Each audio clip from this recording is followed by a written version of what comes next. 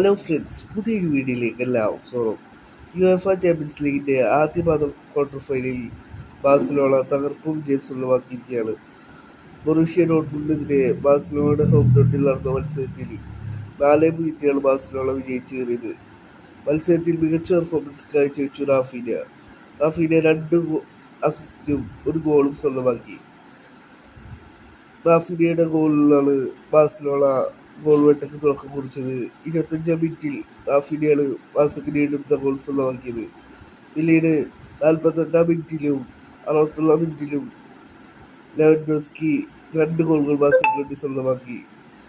ശേഷിക്കുള്ള ഒരു ഗോൾ സ്വന്തമാക്കിയത് യമാലായിരുന്നു.